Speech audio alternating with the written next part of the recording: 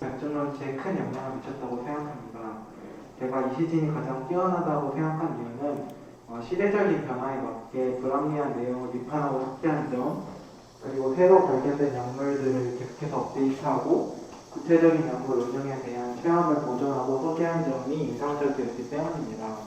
단순히 이론적인 학설을 수용하고 보수적으로 운영하기보다 시대적 변화에 맞게 학문을 개편하고 자신만의 실증적인 체험을 전개해 나간 점이 굉장히 진보적이고 효용적이었던 인물이라고 생각해서 저는 이시진을 가장 뛰어난 일가라고 평가했습니다.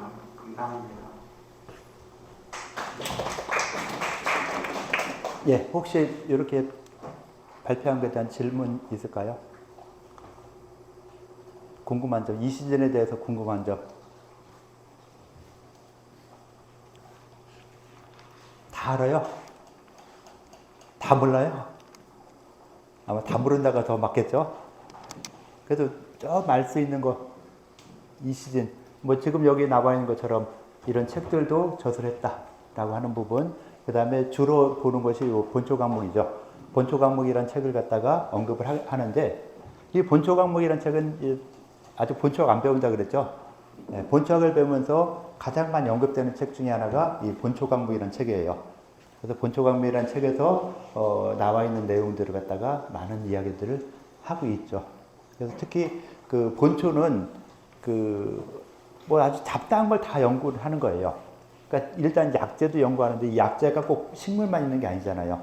약재를 쓸 수 있는 종류가 뭐 어떤 거 있어요. 식물 말고. 광물 또 동물. 광물 동물. 좀 너무 광범위한데 동물에서는 어떤 종류?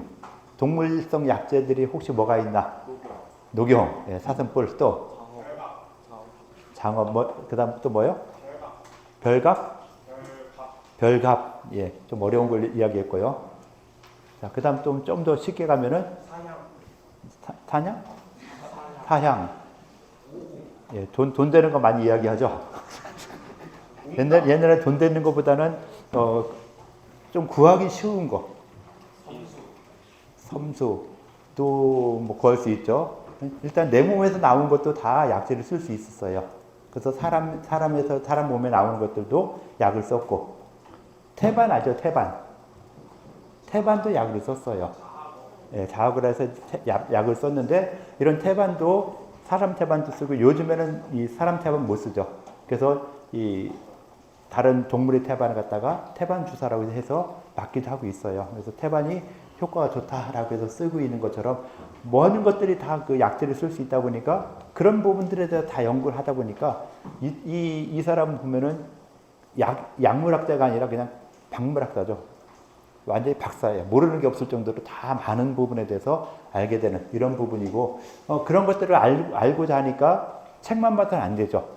책만 봐서 다 그걸 갖다 해결하는 게 아니라 직접 쫓아가서 거기에 무엇이 있다, 어떤 것이 있다 라는 것 갖다가 다 파악해서 가지고 오는 뭐 이런 식으로 이 많은 곳을 돌아다니면서 책을 만들게 되었다라고 볼 수 있겠죠. 그래서 이 시즌 약물에 대한 부분도 굉장히 중요하고요. 혹시 비노맥학에 대해서 이야기해 볼 사람 있을까요? 비노맥학이나 기형팔맥고에 대해서. 비노맥학이나 기형팔맥고 이 두 가지 책에 대해서 이야기할 수 있는 사람.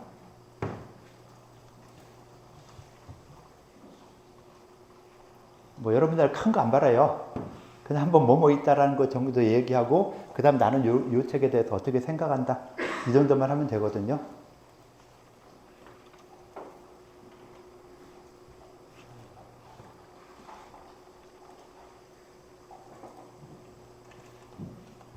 자, 맥에 대해서 이야기하면은 맥에 대한 이야기를 할 때 어떤 책을 주로 보라고 했었죠? 맥경. 그 다음에 맥결. 이런 책을 보라 했죠. 맥경 같은 경우는 특히 상한론을 갖다가 이 왕숙하 선생이 상한론을 후세에 전하는 데 큰 역할을 했다 그랬죠. 그러면서 왕숙하 경학전서라는 책에 보면은 상한예라는 이것이 있고 변맥평맥편이 있어요. 변맥편, 평맥편. 이래서 맥에 관련된 부분을 상한론 앞부분에다가 집어넣었어요. 그래서 맥경에 나오는 그런 이 맥에 관련된 부분들을 앞에다 집어넣는데 상한론에서 그러니까 상한론을 공부할 때 맥을 모르고 특히 맥경에 나온 맥을 모르고 상한론을 공부하면은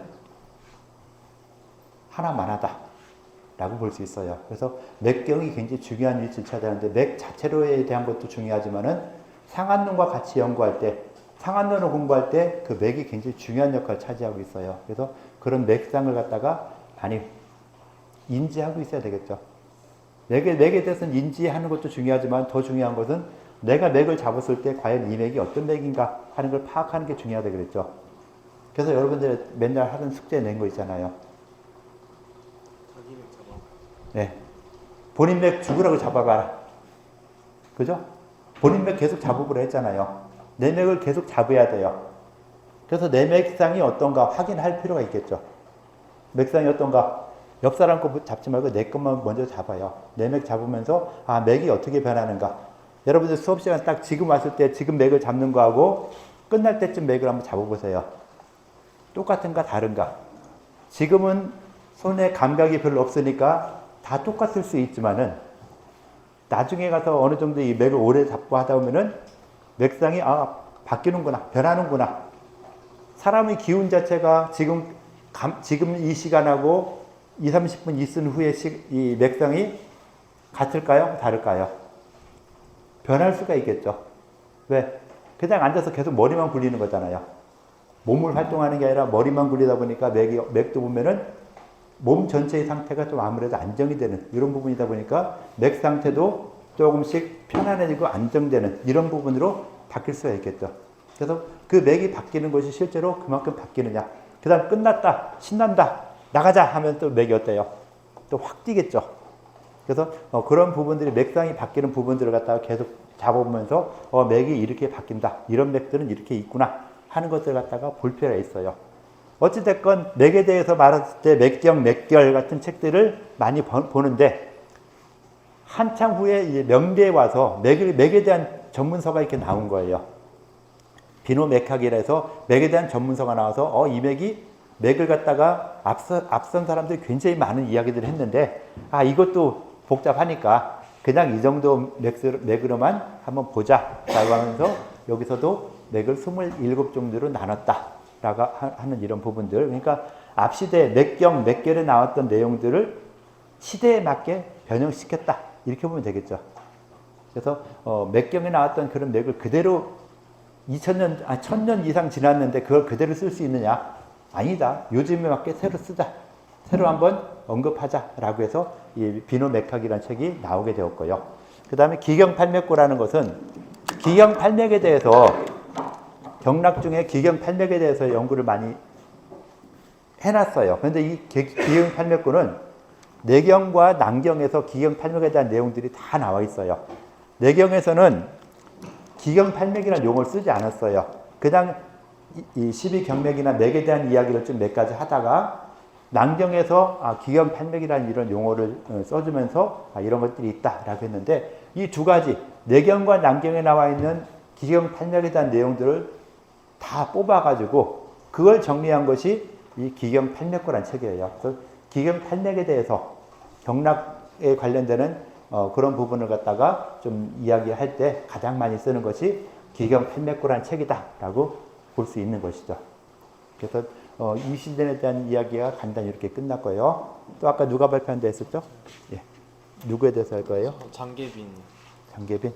아까 했었는데. 약간 예, 좀 다른 이야기하면서 좀 본인 생각 이야기로 좀 많이 이야기를 해주세요. 저는 아까 정은기 학생과 같이 장계빈이 가장 뛰어나다고 생각하는데요. 일단 장계빈은 오점 즉소이거나 양상 부족 음상 유형이라는 이론을 주창하였고요. 또 그는 역말기에 활동한 의사로서 황진의 경우 12개의 인류를 분류하고 주를 다른 유경을 지었고 또 자신이 호인 경학을 따서 경학전설하는 종합의소도 지었습니다. 근데 저는 이 장계빈이 주진영과는 정반대의 의견을 내서 그 점이 신기해가지고 찾아봤는데요. 또 그 두 사람의 고향이 거의 비슷하더라고요. 장계빈은 절강성 소흥시 사람이고 주진영은 의호 사람인데 그렇게 멀지 않은 곳에 살았던 두 사람이 왜 다른 의견을 내었을까 궁금해서 찾아보았습니다. 그런데 이 장기빈은요, 명 말기 17세기 초반에 살았던 사람이고 주진영은 그 원나라 시대에 살았던 사람인데 이 둘 사이의 간극이 한 500년 정도가 되고요. 기후도 차이가 많이 났습니다. 장기빈이 살았던 시기에는요, 그 전 지구적으로 소림하기 시기라고 해서 기후가 굉장히 추웠다고 해요. 그래서 주진영과는 달리 음이 남고 양이 부족하다는 의견을 제기하고 또 양을 보호하는 처방들을 많이 사용했다고 합니다. 그래서 저는 이 기후를 정확하게 판단하는 점에 있어서 훌륭한 의사라고 생각해서 장기빈을 꼽았습니다. 예. 자, 이렇게 이야기한 데에 대한 어떤 다른 이야기할 내용들이 있을까요? 자, 얻으시는 거 좀 치지 마세요. 딴짓 안 했으면 좋겠어요. 자, 발표 좀 하세요. 자, 발표 안 하면 이제 이 수업에 집중하지 않는 학생 위주로 발표를 시킬게요. 자, 내가 발표하고 싶다면 수업에 집중 안 하고 다른 걸 많이 하면 좋을 것 같아요. 다음에도 계속 이렇게 할게요. 발표 안 한다 하면은 다른 거 열심히 하는 사람들 위주로 발표를 시킬게요. 발표시키는 건 나 별로 안 좋아하는데 좀 여러분들한테 하라 이렇게 자꾸 권하고 좀 하다 보니까 이게 좀 되다 보면은 좀 심하게 억압은 아니고 협박까지 하긴 하는데 뭐 그러지 않고 바로바로 시키고 다른 일 하는 학생들을 위주로 발표하고 싶으면은 수업 중에 수업 집중 안 하고 다른 거 해도 괜찮을 것 같아요. 장기빈에 대해서 보호하는데 자, 요거 한번 읽어보세요.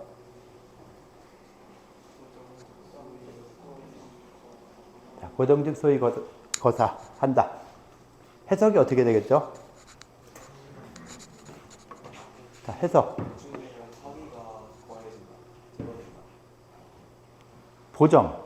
보정은 뭐죠? 보정? 정기를 보호한다. 그 다음에 마지막에 거사. 두 가지만 알면 되죠. 보정거사. 정기를 보호하니까 사기가 제거된다. 즉 소위. 그건 뭐 몰라도 그냥 해석하는데 큰 문제 없죠. 보정 즉 소위 거사라. 해서 정기를 보호하면은 그 이유로서 그 연유로서 거사가 된다. 라고 해서 정기를 보호하는 것이 사람에 있어서 가장 유용한 치료 방법이 될 것이다.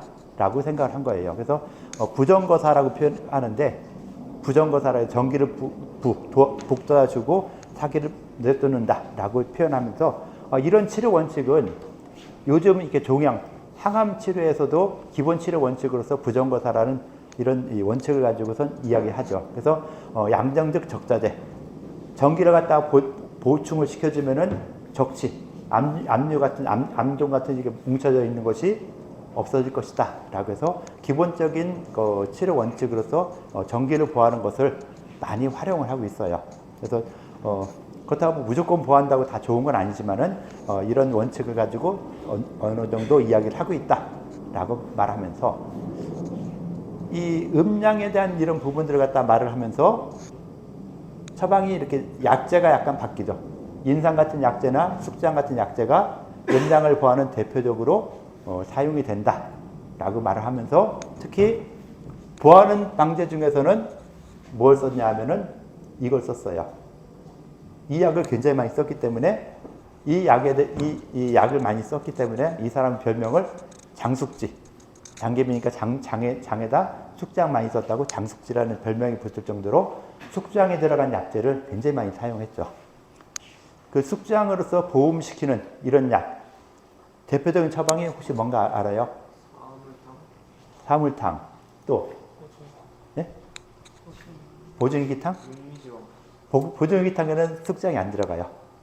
금방 육미지향탕 얘기했죠. 육미지향탕이 숙장이 4돈이 들어가요. 숙장 4돈, 복령택사 2돈, 목단피, 그 다음에 작약, 백출 이렇게 들어가나 해서 육미지향탕이 되는데 육미지향탕을 누가 만들었나 이야기했었죠. 육미지향탕 만든 사람 누구다? 그럼 육미지향탕은 어떤 처방이 변방이다? 했죠. 팔미. 팔미는 육미에서 어떤 게 들어갔죠? 육미보다 많은 두 가지 약이 뭐죠?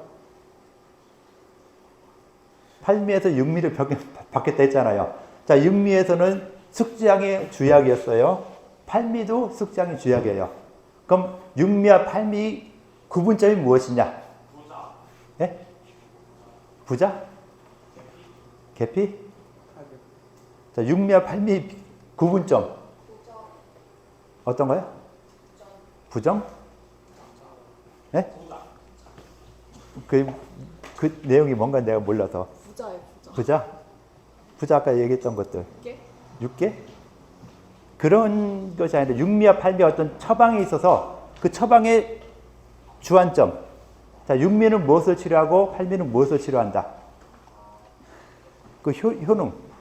자, 육미와 팔미의 효능 차이가 있죠. 금방 부자 6개 다 나왔어요. 육미보다 부자 6개가 더 들어가서 팔미가 됐어요. 그래서 원래는 개부팔미안 해가지고서는 계피 6개가 들어가 있는 팔미안이었는데 근계혈액에 나온다 그랬죠. 상한론이 아니라 근계혈액에 나와요. 팔미안을 갖다가 시대가 한 1000년 정도 흘러서 누구라 했죠? 소아과 처방 유명한 사람. 소아약진 직계를 지은 전을. 이분이 팔미에서 두 가지 뺐어요. 부자 6개를 빼서 육미로 만들었어요. 그래서 우리가 쓰고 있는 육미가 지금 나와 있는 것이죠. 어떻게 보면 팔미는 부자 6개 들어가니까 부담스러워서 잘 안 써요. 그러면서 가장 많이 쓰는 보약. 여러분들 아마 의료봉사 갈 때도 가져가는 약재 중에 하나가 육미를 가져가요. 그래서 이런 육미 같은 약재를 굉장히 많이 썼는데 이것도 숙지향이 굉장히 주제가 됐고 팔미도 숙지향이 주제가 되는데 구분. 부자 6개 같은 부자나 6개 같은 약은 회양시켜주는 약이에요. 양기를 갖다 양기를 북돋아주는 이런 약이기 때문에 성질이 또 부자 같은 약은 또 약간 독성이 있어요. 독성이 있어서 잘못 쓰면은 좀 이렇게 굉장히 크게 안 좋아지는 이런 부분들까지 있으니까 이런 부자 6개 같은 약재를 써서 양기를 갖다 북돋아줬는데 소아과에서 부자 6개를 쓸 필요가 없다 해서 부자 6개를 빼고서는 육미로 만드는 것이죠. 자, 부자 6개를 뺀 이유가 소아과에서 부자 6개를 뺀 이유가 있겠죠. 소화는 양이 많아요.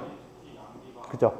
양기가 많은 소아한테는 구태의 양기를 북돋아줄 필요가 없으니까 빼버린 거예요. 그러면서 육미가 만들어졌는데 이 육미를 갖다가 이 장계빈 선생도 굉장히 많이 활용했어요.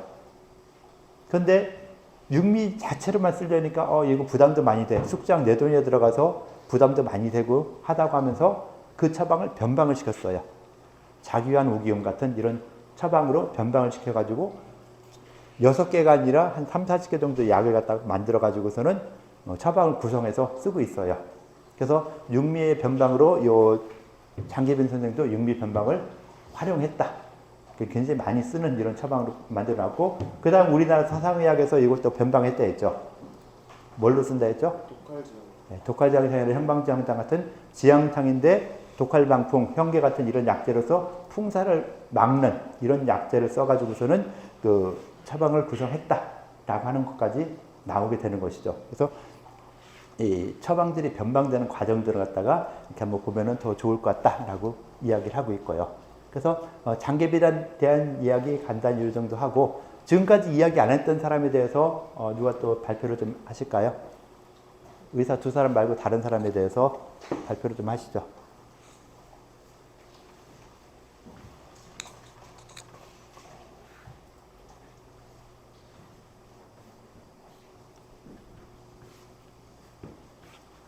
에라 모르겠다. 그럼 하세요. 네. 예? 발표요? 예. 누구에 대해서 했어요? 이 시즌 똑같은 내용. 똑같으면 좀 그런데 다른 내용 할 거 거의 없잖아요. 할 거 있어요? 예, 그냥 해봐요. 예. 거의 비슷한데 이 시즌의 본초 과목이 가장 뛰어나다고 생각했는데요.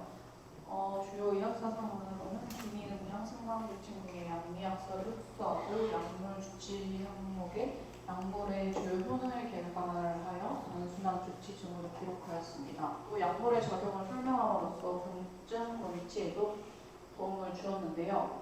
본초 항목 외의 저서에는 아까 말했던 이놈의 과학과 기경 805가 있어요. 본초 과목이 뛰어나다고 생각했던 이유는 이미 수집되었고 기재된 약물이긴 했지만 그거를 자기만의 새로운 분류 방법으로 분류를 하였고 이것이 나중에 후대에 어떤 서양에서의 분류법과 유사할 정도로 과학적이라고 보았기 때문에 복수하다고 생각을 했습니다. 또 그대로 기존 서민들의 어떤 분류를 받아들이지 않고 잘못된 점과 명확하지 못한 부분을 바로잡았을 뿐만 아니라 일부 새로 발견한 약물과 약물의 기능에 대해서도 보충해 넣었기 때문에 뛰어나다고 생각했습니다. 예.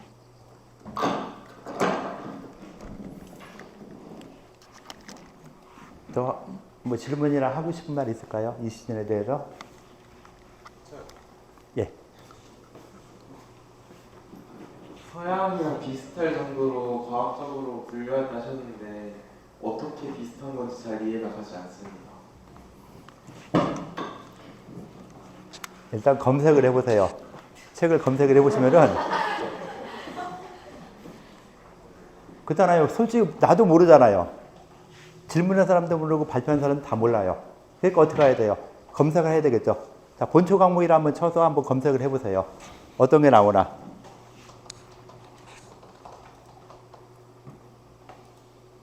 약품 분류로, 그러니까 본초 과목 분류법 뭐 이렇게 찾아보던가. 그럼 어떤 식으로 분류했다는 게 나오겠죠. 그죠? 답 모르죠? 답 모르죠? 예.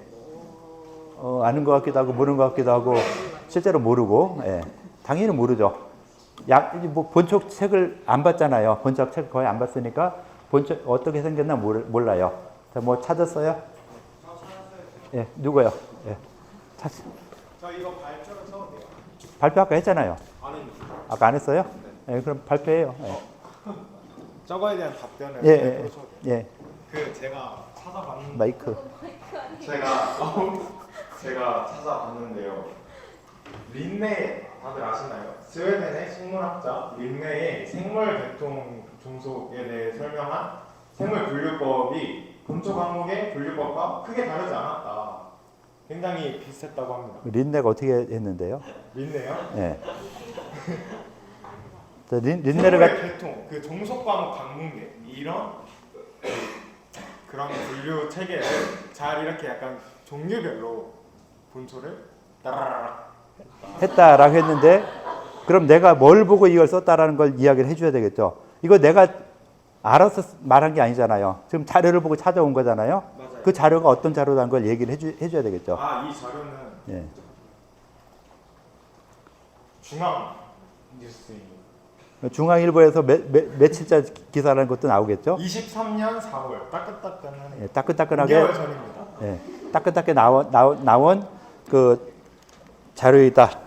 그러니까 우리가 여러분들이 뭐 자료 찾는 거 가지고 내가 못 찾게 안 하잖아요. 자료를 찾으면 찾을수록 좋다 그러죠.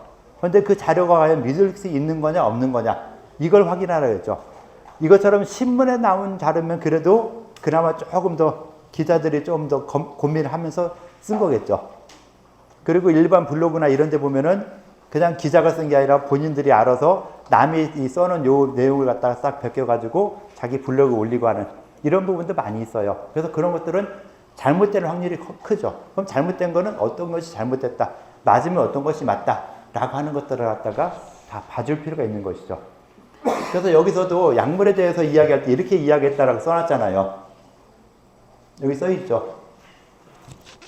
자, 약물 강론 5권부터 52권 사이는 약물 강론으로 수, 화, 토, 금속, 초, 곡, 채, 과, 목, 기복, 충, 인, 계, 충수 및 인의 차례로 16부 60리로 구분했다.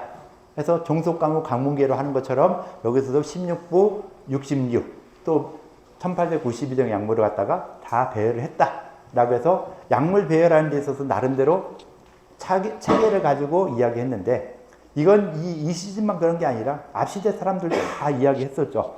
신농본초경 이야기했었죠. 신농본초경에서 약을 어떻게 구분했죠? 상중하, 탄품으로 구분했죠. 그래서 상품, 중품, 하품 나눠서 보약계통, 일반 치료약계통, 그 다음에 약간 독성 있는 계통 나눠가지고 상중하 3개 나눠서 사용하기도 하는 이런 부분까지도 발전했다 하는데, 그래서 그 의사들에 따라서 약제를 어떻게 구분하냐, 효능에 따라 구분하는 경우도 있어요. 여러분들 본초학 배울 때도 효능에 따라 배워요. 발산풍현약, 발산풍혈약, 뭐 이 수렴약, 뭐 이런 식으로 그 약의 효능에 따라서 약의 순서를 갖다 배우기도 하고, 요즘에는 본초 강무처럼 큰 책이 중약대서전이라서 한참 전, 한 70년, 80년대에 중약대서라는 책이 나왔는데, 중국에 있는 약재를 다 모아놓은 사전이에요. 사전이다 보니까 약재를 갖다가 어떻게 배열하는 게 좋을까, 순서를. 중국에서 약재 배열할 때 어떻게 하는 게 좋을까. 우리나라에서 만약에 본초학 대사전을 만들었다 했을 때 그 약재의 순서를 어떻게 배열하는 게 좋을까. 그래서 가장 편한 가나다 순이죠. 그래서 중국에서도 획순으로 1획부터 쭉 해서 획순으로 딱 해서 중약 대사전에 획순 가지고 만들어 놨어요. 그래서 우리나라도 보면 가장 쉬운 게 가나다 순하기 가장 편하잖아요. 안 그러면은 전문 지식 있는 사람이 찾을 수 있게 하려면은 여기처럼 성분별로 어떤 이런 걸로 나누고 여기에 따라 성분별로 이렇게 또 효능별로 나눠서 써야 되는데, 이거는 전문가 아니면 찾기 힘들어요. 그렇기 때문에 가장 쉽게 찾을 수 있게 획순, 필순이라든가 획이 개수라든가 가나다순 이런 걸 가지고 이야기하는 것이 가장 편하다라고 볼 수 있겠죠.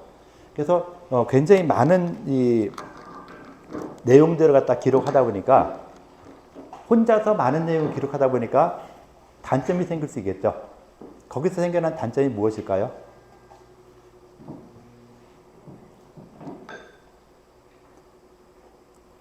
단점.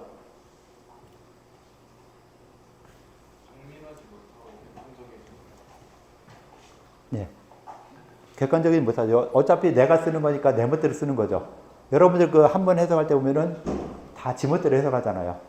그래서 완전 한 번 시간에 빵점도 많이 나오고, 붙여놓은 건 빵점 몇 명 있잖아요. 그 다음 또 김병석에서 항상 하는 말, 요즘은, 여러분들이에요. 왜 예과위원들이 간신배신 이것도 한자도 못 읽어요? 나한테 그래요. 여러분 다 읽죠? 김병석보다 잘못하는 건가요? 여러분들이 진짜 모르는 건가요? 둘 중 하나겠죠? 근데 김병석에서는 딱 수업해서 읽으라고 했더니 학생들이 못 읽는다고? 우리 학생들이 왜 이래? 간신비패신 이것도 못 읽어? 참 어떻게 보면 굉장히 심각한 상황이죠. 심각한 상황이, 간신비패신 못 읽었다 하면은 어떻게 보면은 진급하면 안 되죠. 진급하지 않고 조금 더 공부를 더 해야 되겠죠. 그래서 굉장히 심각한 이런 상태가 되는데, 하여튼 이 약재에서도 이런 식으로 이렇게 구분해서 많은 걸 이야기하는 이런 부분들이 있었고, 이 혼자서 하다 보니까 자기 멋대로 생각 안 하는 거예요. 그래서 잘못된 걸 이렇게 써놓는 것도 상당히 많죠. 그래서 우리 수업에서 자꾸 발표하고 거기에 대해서 이야기하고 하는 것들이, 내가 발표한 거에 대해서 다른 사람들이 이건 틀린 것 같다, 이건 좋은 것 같다, 난 여기다 더 추가하고 싶은 게 있다, 이런 걸 자꾸 이야기하자는 거예요. 그래서 어떻게 보면 의학사가 예전에는 이게 암기 과목이었거든요.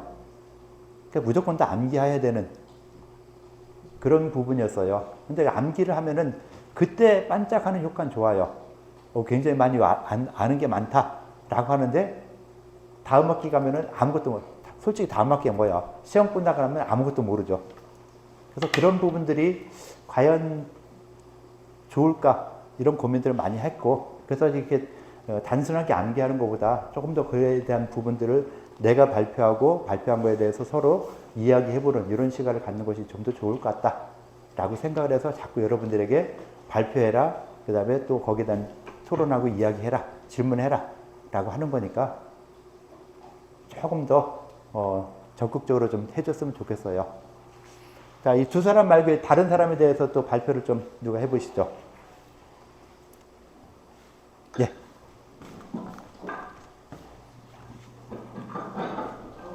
퀴즈의 대답은 장기훈이지만 사실 그 의학 과목을 저술한 누영도 대단하다고 생각합니다. 일단 각 병증을 증치랑 약재랑 치법을 구별해서 적었고, 그리고 이 내용들이 동의보감에 많이 차용이 됐어요. 동의보감 내용의 의학 과목에서 800여 차례 인용이 되기도 하고 역사적으로 가치가 높은 책을 저술해서 대단하다고 생각합니다. 또한 이 임상적으로도 가치가 있어서 현재 다양한 치료법들이 여기에서 기원했다고도 볼 수 있습니다. 예. 이렇게 이야기한 누형에 대해서 간단히 이렇게 이야기했는데 거기에 대한 이야기 할 사람이 있을까요? 본인의 생각이라든가 또 뭐 질문 사항이라든가. 누형은 1332년에서 1401년까지 살았던 사람이고요. 딱 이렇게 이야기했어요. 가장 중요한 문장 중에 하나가 이것이다 라고 해서 선분별 혈기 표리 상하 장부지 분야하여. 해석 다 되죠? 자, 누가 나와서 해석 한번 해볼까요? 발표예요. 이것도 나와서 해석하는 거.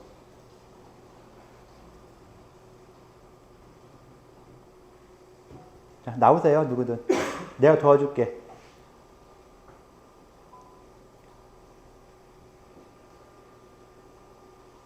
자, 모자 쓴 사람 혼자네요. 자, 나와서 발표 좀 해주죠. 예, 예. 모자 쓴 사람 혼자라니까. 자, 번역 한번 해볼게요. 예.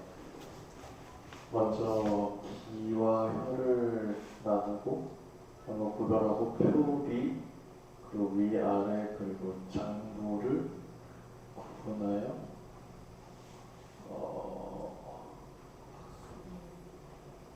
병지 소재. 습병지 소재. 습병을 어떻게 하죠? 예, 병을 받은 것에 소재. 소재가 뭐예요? 있는 곳. 너 위치 소재 어디야 할 때 소재.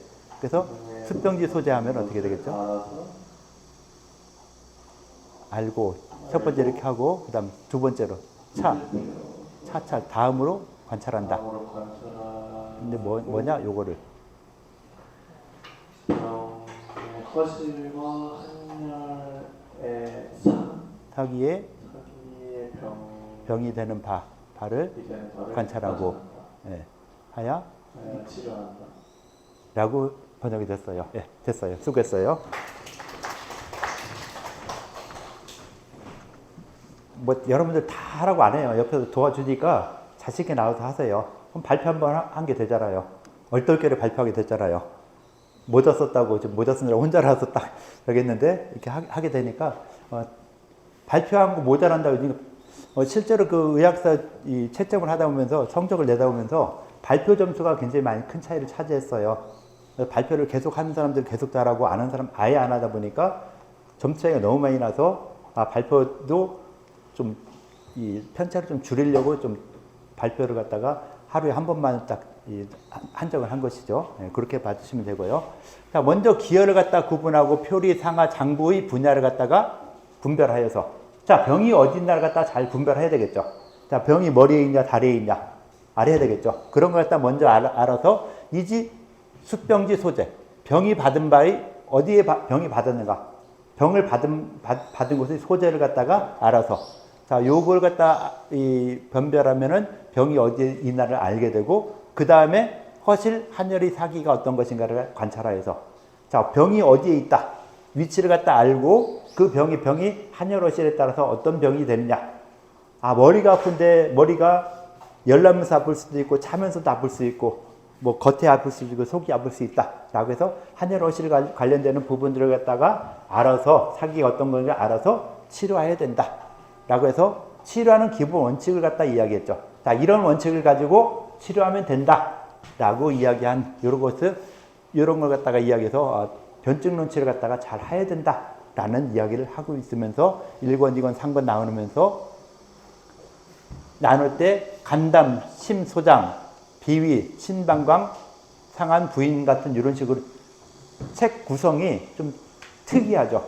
다른 의과와는 다르게 간담, 심, 소장, 장부를 위주로 해서 거기에 나타난 병증들에 대한 설명을 쭉 했다라고 하면서 그 장부 변증 논치에 관련되는 부분들을 언급하는 것이다라고 해서 누형의 의학 과목이라는 책이 나름대로 의미가 있는 이런 부분들을 이야기한다라고 볼 수 있을 것 같아요. 가장 중요한 것은 이 누형의학이나 이 공정현의학 같은 경우는 동의보감에서 굉장히 많이 인용했어요. 특히 이 회춘, 그 다음에 고금의감, 그래서 의감이라는 부분, 회춘이라는 부분이 동의보감이 굉장히 많이 있거든요. 그래서 굉장히 많은 부분을 인용한 것이 이 공정현의서예요. 그 다음 이것보다 조금 더 많이 인용한 의서가 어떤 책이냐면은 이 책. 자, 이 책을 가장 많이 인용했어요. 그러니까 우리나라 사람들이 동의보감을 공부하면서 보다 보니까 동의보감에서 인용한 책이 굉장히 의학인문이 많아요. 그러니까 어떻게 생각했어요? 야, 동의보감에서 인용이 굉장히 많은 의학인문, 굉장히 유명한 책인가 보다, 중요한 책인가 보다 라고 해서 우리나라에서 굉장히 많이 읽히고 있는 책이 의학인문이죠. 동의보감만큼이나 많이 읽히는 책이에요. 그런데 중국에서는 안 읽어요. 그냥 옛날 사람이 썼던 책 중에 하나다라고 하는 식으로 나가는데 의학인문이 어떻게 보면 짜집기예요. 자, 잡병은 위형님 득회방에서, 부인과는 부인양방, 소아과는 그 양사형의 소아약증 직결 같은 이런 책, 아니 소아약증 직결이 아니라 준치증성, 육가증증에서 소아준치증성 갖다가 끌어왔고, 두과는 의학전정, 외과는 외과치료 같은 책의 내용을 거의 뽑아오다시피 했어요. 그러면서 그걸 갖다가 가결 형식을 만들어서 이 책을 쓴 거니까 본인이 쓴 책이 아니라 남의 책을 갖다 짜집기 해서 편집한 거다라고 해서 그렇게 좀 폄하를 하는데 우리나라는 동의보감에서 많이 인용했으니까 중요한 책으로 많이 보고 있는 이런 것이 되고요. 그 다음에 가장 중요한 게 요거라고 보면 돼요. 아까 말했던 온병에 관련되는 코로나19, 코비드19 같은 이런 분야에 대한 내용이 여기서부터 시작이 되는 것이죠. 운영론 같은 이런 데서 코비드19가 시작이 돼서 이렇게 명대 말기 뭐 시대구분을 딱 했는데 솔직히 명나라 청나라 겹치는 시기에 살았던 사람들은 이 사람은 명나라 사람 보여야 돼, 청나라 사람 보여야 돼. 애매하죠.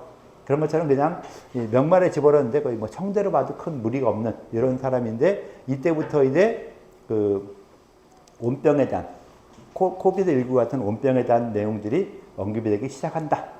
했고 언급이 된 게 아니라 언급이 됐으면 뭐예요? 치료를 거기다 했다는 것이죠. 거기에 대한 치료를 하려고 많은 노력들을 한 것이다 라고 봐줄 수 있을 것 같아요. 그래서 여러분들이 이 다음 시간에도 이렇게 좀 뭐 퀴즈를 낸 걸 가지고 하건 안 그러면은 수업했던 내용을 가지고 하건 발표를 좀 할 테니까요. 발표를 좀 많은 사람들이 발표를 좀 적극적으로 해줬으면 좋겠고 발표한 것에 대한 질의응답 좀 많이 해줬으면 좋겠어요. 부탁을 드릴게요. 자, 컴퓨터는 로그아웃 해주시고 컴퓨터 끄고 나가주시면 될 것 같아요. 자, 수업 여기까지 할게요.